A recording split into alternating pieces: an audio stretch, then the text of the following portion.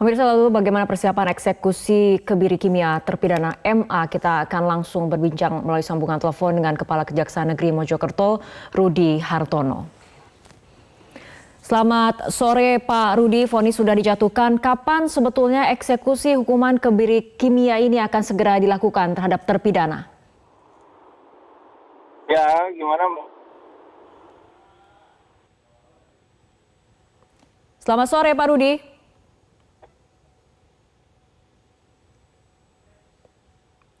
Selamat sore Pak Rudi, saya ulangi kembali pertanyaan. Ini vonis sudah dijatuhkan, kapan eksekusi hukuman kebiri kimia ini akan segera dilaksanakan terhadap terpidana? Oh ya, baik Mbak, selamat sore juga semua pemirsa. Eksekusi akan kita laksanakan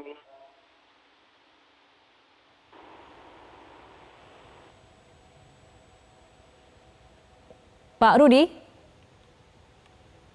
ya.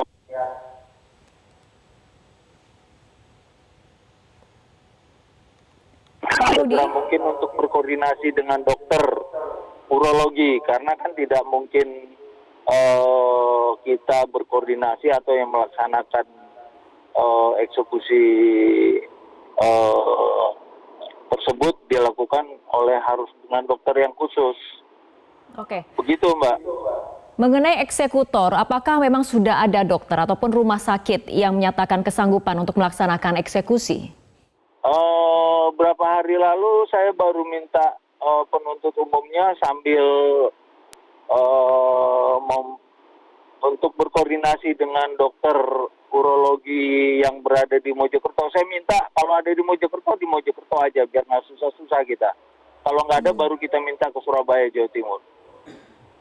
Oke, ini akan menjadi hukuman kebiri kimia pertama di Indonesia. Untuk pelaksanaannya, mekanismenya, teknisnya, apakah ada kesulitan atau seperti apa? Prinsipnya ini sama seperti ketika penuntut umum mengeksekusi perkara seperti ada beberapa langkah yang harus saya persiapkan untuk melaksanakan vonis tersebut. Tentunya yang pertama kami berkoordinasi dengan satuan atas yaitu Kejaksaan Tinggi Jawa Timur. Kepada Kepala Kejaksaan Tinggi Jawa Timur mungkin yang pertama akan saya sampaikan nanti pada kesempatan pertama hari Senin besok. Saya minta juga jaksanya untuk mempersiapkan laporannya secara tertulis. Baik, Pak Rudi bisa mungkin dijelaskan ataupun ditegaskan kembali karena ketika putusan sudah inkrah seperti ini, artinya timeline ataupun target eksekusi akan segera dilaksanakan, apakah sudah diketahui? Jadi begini Mbak, prinsipnya begini ya, satu hal.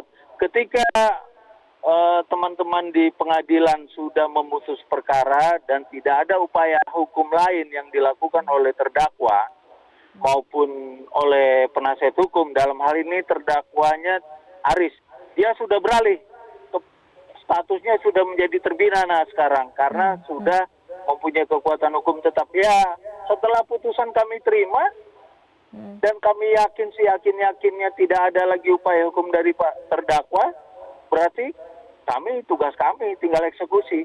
Bicara waktu relatif Mbak, kalau misalnya perkara-perkara yang biasa-biasa aja ya kami, begitu kami terima putusan, besoknya bisa langsung kami eksekusi. Ini kan perkaranya khusus, makanya saya minta kemarin kepada penuntut umumnya berkoordinasi dengan dokter, kemudian membuat laporannya secara tertulis kepada pimpinan satuan atas. Demikian.